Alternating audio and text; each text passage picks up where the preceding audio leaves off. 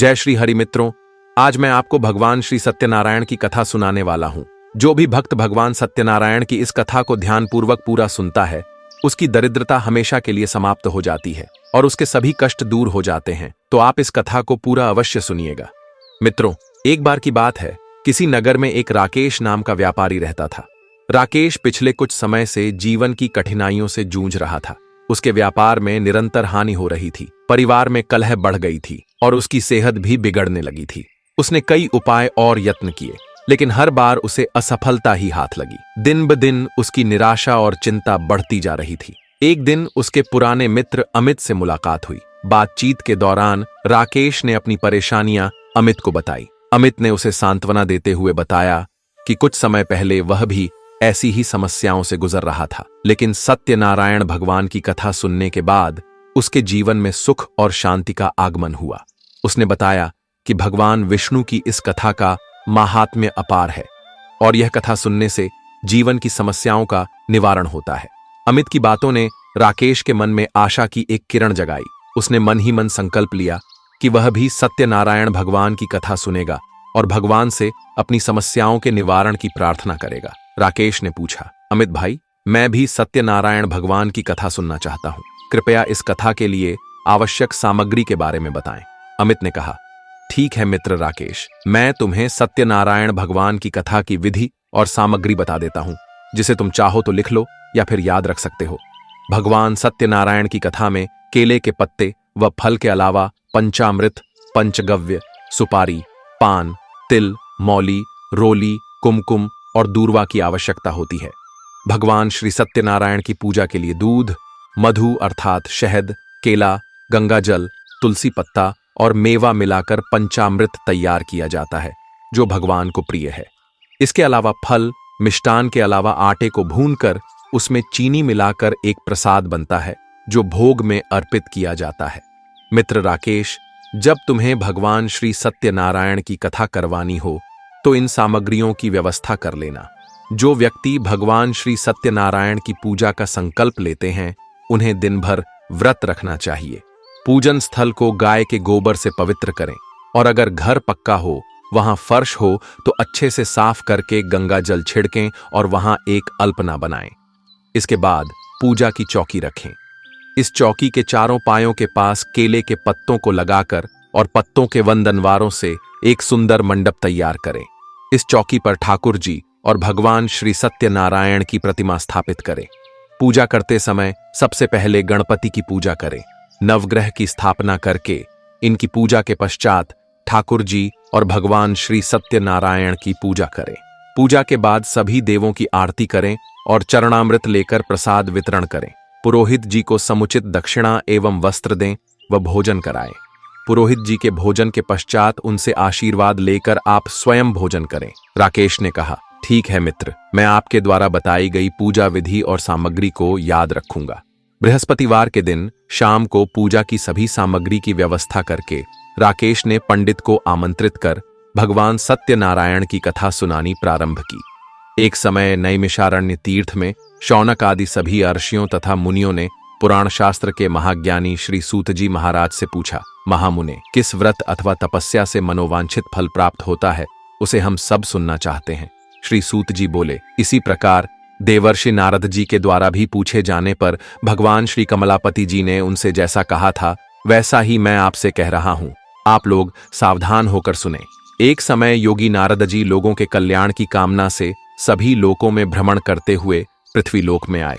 यहाँ उन्होंने अपने कर्मफल के अनुसार अलग अलग प्रकार की योनियों में उत्पन्न सभी प्राणियों को अनेक प्रकार के क्लेश और दुहक भोगते हुए देखा। उन्होंने विचार किया कि किस उपाय से इनके दुखों का सुनिश्चित रूप से नाश हो सकता है। ऐसा मन में विचार करके वे विष्णु लोक को गए।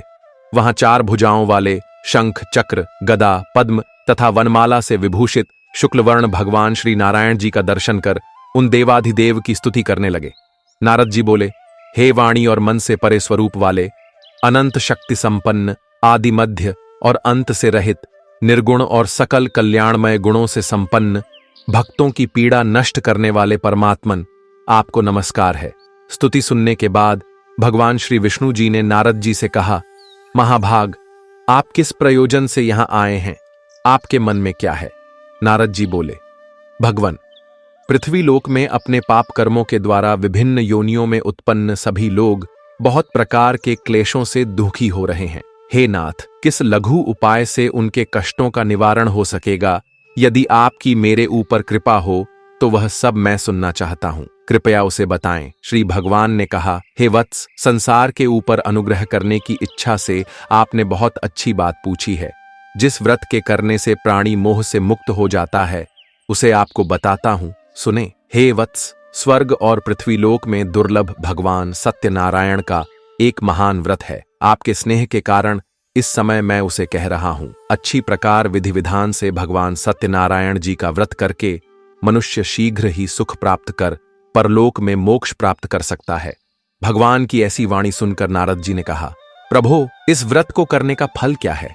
इसका विधान क्या है? इस व्रत को किसने किया और इसे कब करना चाहिए? यह सब विस्तार पूर्वक बताइए। भगवान ने कहा, यह श्री सत्यनारायण जी का व्रत दुख शोक आदि का शमन करने वाला, धन धान्य की वृद्धि करने वाला, सौभाग्य और संतान देने वाला तथा सर्वत्र विजय प्रदान करने वाला है। जिस किसी भी दिन भक्ति और श्रद्धा से समन्वित होकर मनुष्य ब्राह्मणों और बंधु बांधवों के साथ धर्म में तत्पर होकर सायंकाल में भगवान श्री सत्यनारायण जी की पूजा करे। नैवेद्य के रूप में उत्तम कोटि के भोजनीय पदार्थ को सवाया मात्रा में भक्तिपूर्वक अर्पित करना चाहिए। केले के फल, घी, दूध, गेहूं का चूर्ण अथवा गेहूं के चूर्ण के अभाव में साठी का चूर्ण, शक्कर या गुड़, यह सब योग्य सामग्री सवाया मात्रा में एकत्र कर निवेदित करनी चाहिए। बंधु बांधवों के साथ श्री सत्यनारायण भगवान जी की कथा सुनकर ब्राह्मणों को भोजन कराना चाहिए। भक्तिपूर्वक प्रसाद ग्रहण करके नृत्य गीत आदि का आयोजन करें। तदनंतर भगवान सत्यनारायण का स्मरण करते हुए अपने घर को जाएं। ऐसा करने से मनुष्यों की अभिलाषा अवश्य पूर्ण होती है। विशेष रूप से कलयुग में पृथ्वीलोक में यह सबसे छोटा एवं सरल उपाय है। प्रथम अध्याय समाप्त होने पर पंडित जी द्वितीय अध्याय सुनाना प्रारंभ करते हैं।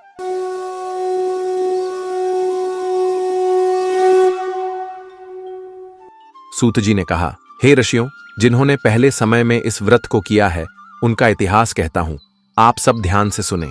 सुंदर काशीपुरी नगरी में एक अत्यंत निर्धन ब्राह्मण रहता था। वह ब्राह्मण भूख और प्यास से बेचैन होकर पृथ्वी पर घूमता रहता था।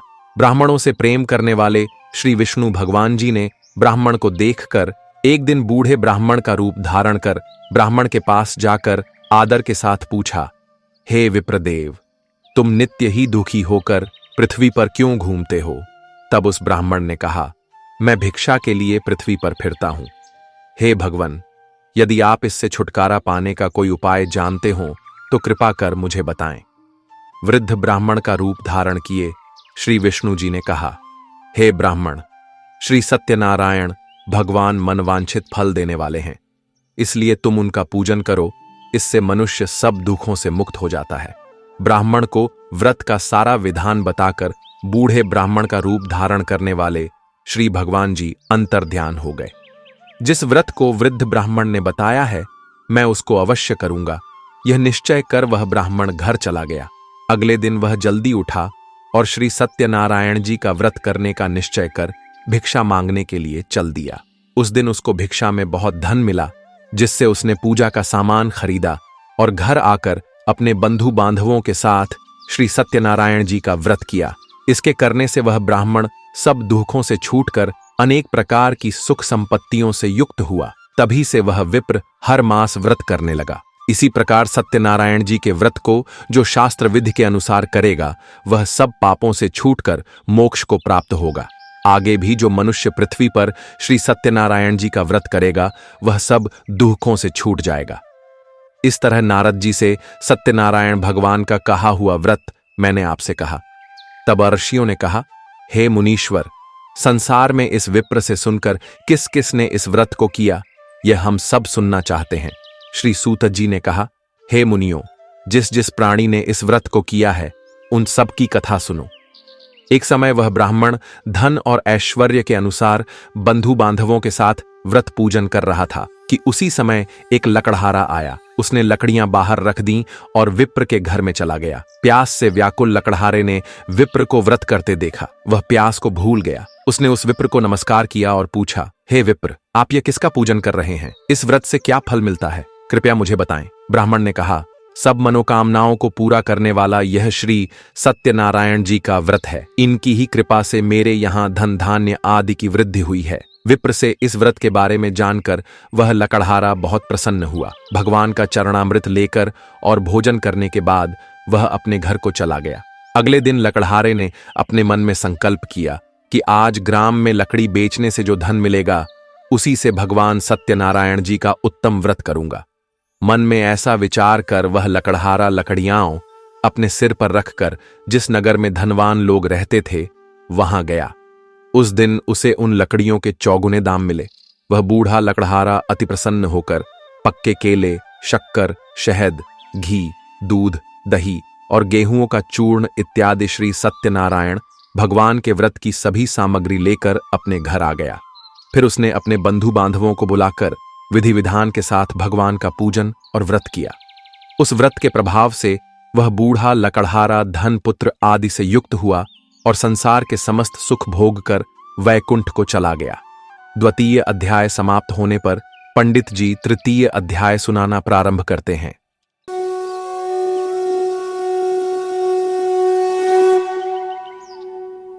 श्री सूत जी ने कहा, हे श्रेष्ठ मुनियों, अब एक और कथा कहता हूं। पूर्व काल में उल्कामुख नाम का एक बुद्धिमान राजा था। वह सत्यवक्ता और जितेंद्रिय था। प्रतिदिन देवस्थानों पर जाता तथा गरीबों को धन देकर उनके कष्ट दूर करता था। उसकी पत्नी सुंदर और सती साध्वी थी। भद्रशीला नदी के तट पर उन दोनों ने श्री सत्यनारायण भगवान जी का व्रत किया। साधु नामक एक वैश्य राजा को व्रत करते देख उनसे पूछने लगा, हे राजन, भक्तियुक्त चित्त से यह आप क्या कर रहे हैं? मेरी सुनने की इच्छा है। तब महाराज उल्कामुख ने कहा, हे साधु वैश्य, मैं अपने बंधु बांधवों के साथ संतान की प्राप्ति के लिए महाशक्तिमान सत्यनारायण भगवान जी का व्रत और पूजन कर रहा हूं। उसने कहा, हे राजन, मुझे भी इसका सब विधान बताइए। मैं भी आपके कथानुसार इस व्रत को करूंगा। मुझे कोई संतान नहीं है। विश्वास है कि इससे निश्चय ही मेरे यहां भी संतान होगी। राजा से सब विधान सुन व्यापार से निवृत्त होकर वह वैश्य खुशी खुशी अपने घर आया। वैश्य ने अपनी पत्नी लीलावती से संतान देने वाले उस व्रत का समाचार सुनाया और प्रण किया कि जब हमारे यहां संतान होगी तब मैं इस व्रत को करूंगा। एक दिन उसकी पत्नी लीलावती सांसारिक धर्म में प्रवृत्त होकर गर्भवती हो गई। उसने एक सुंदर कन्या को जन्म दिया। कन्या का नाम कलावती रखा गया।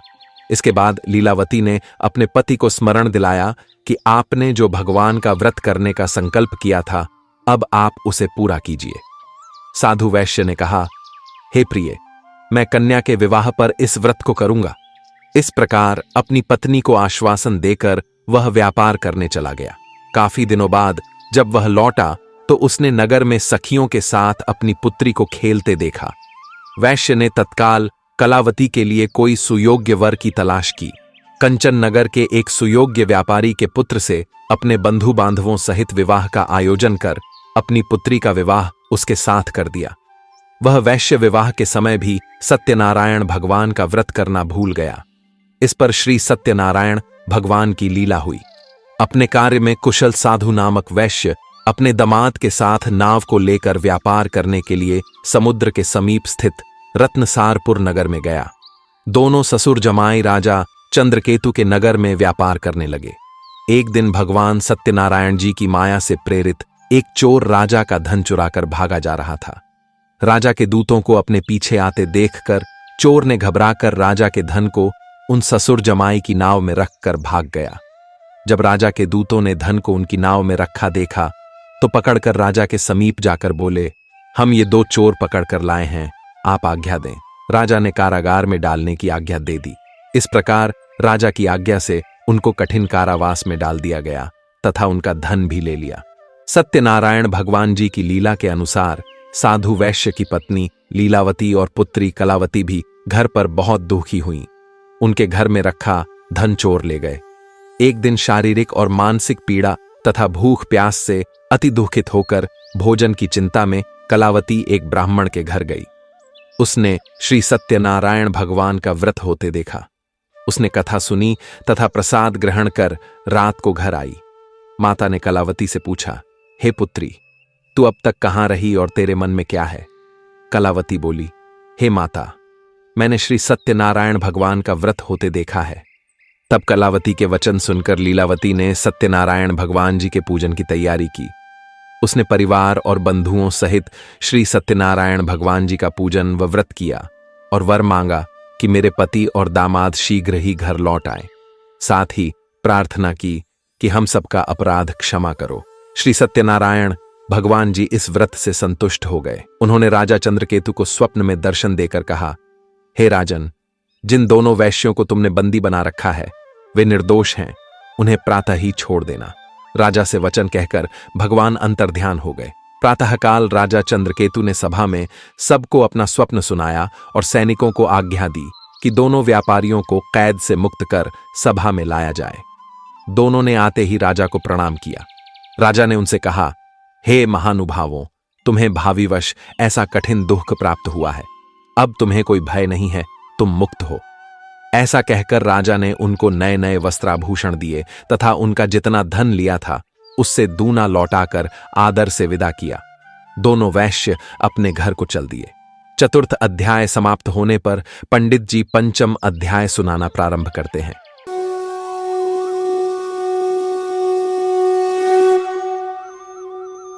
श्री सूत जी ने कहा, वैश्य और उसके जमाई ने राजा से विदा लेकर यात्रा आरंभ की और अपने नगर की ओर चल पड़े। उनके थोड़ी दूर आगे बढ़ने पर दंडी वेशधारी श्री भगवान जी ने उससे पूछा, हे वैश्य, तेरी नाव में क्या है? अभिमानी वर्णिक हंसता हुआ बोला, हे दंडी, आप क्यों पूछते हैं? क्या धन लेने की इच्छा है? मेरी नाव में तो बेल और पत्ते भरे हैं। वैश्य का कठोर वचन सुनकर दंडी रूप में भगवान जी ने कहा, तुम्हारा वचन सत्य हो। ऐसा कहकर वे वहां से कुछ दूर जाकर समुद्र के किनारे बैठ गए। दंडी महाराज के जाने के पश्चात वैश्य ने नित्य क्रिया से निवृत्त होने के बाद नाव को ऊंची उठी देखकर अचंभा किया तथा नाव में बेलपत्ते आदि देखकर मूर्छित हो जमीन पर गिर पड़ा। होश आने पर अत्यंत शोक प्रकट करने लगा। तब उसके जमाई ने कहा, आप शोक न करें, यह दंडी महाराज का श्राप है, अतः उनकी शरण में ही चलना चाहिए, तभी हमारी मनोकामना पूरी होगी। जमाई के वचन सुनकर वह वैश्य दंडी महाराज के पास पहुंचा और भक्तिभाव से प्रणाम करके बोला, मैंने जो आपसे असत्य वचन कहे थे उसके लिए मुझे क्षमा करें। ऐसा कहकर वैश्य रोने लगा। तब दंडी भगवान बोले, हे वर्णिक पुत्र, मेरी आज्ञा से तुझे बार बार दुख प्राप्त हुआ है, तू मेरी पूजा से विमुख हुआ है।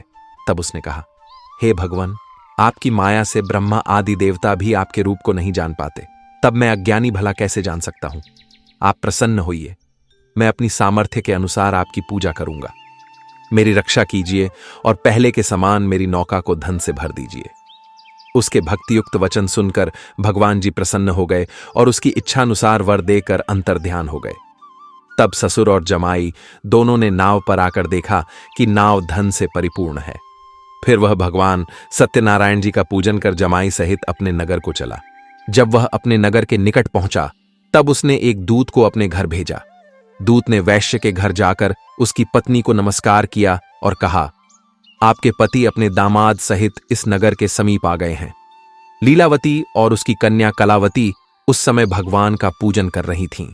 दूत का वचन सुनकर साधु की पत्नी ने बड़े हर्ष के साथ सत्यदेव का पूजन पूर्ण किया और अपनी पुत्री से कहा, मैं अपने पति के दर्शन को जाती हूं, तू भी कार्य पूर्ण कर शीघ्र आना। परंतु कलावती पूजन एवं प्रसाद छोड़कर अपने पति के दर्शन के लिए चली गई, परंतु उसको पति का दर्शन प्राप्त नहीं हुआ। नौका को डूबा हुआ तथा कन्या को रोती हुई देख वैश्य दुखित हो बोला, हे प्रभु, मुझसे या मेरे परिवार से जो भूल हुई है उसे क्षमा करो। उसके दीन वचन सुनकर सत्यदेव भगवान प्रसन्न हो गए। आकाशवाणी हुई, हे वैश्य, तेरी कन्या प्रसाद छोड़कर आई है, इसका पति अदृश्य हुआ है। यदि वह घर जाकर प्रसाद खाकर लौटे तो इसका पति अवश्य मिलेगा। आकाशवाणी सुनकर कलावती ने घर पहुंचकर पूजन कर प्रसाद खाया और फिर आकर अपने पति के दर्शन किए। तत्पश्चात वैश्य ने वहीं बंधु बांधवों सहित भगवान सत्यनारायण का विधिपूर्वक पूजन किया। वह इस लोक का सुख भोग कर अंत में स्वर्ग लोक को गया। चतुर्थ अध्याय समाप्त होने पर पंडित जी अंतिम अध्याय सुनाना प्रारंभ करते हैं।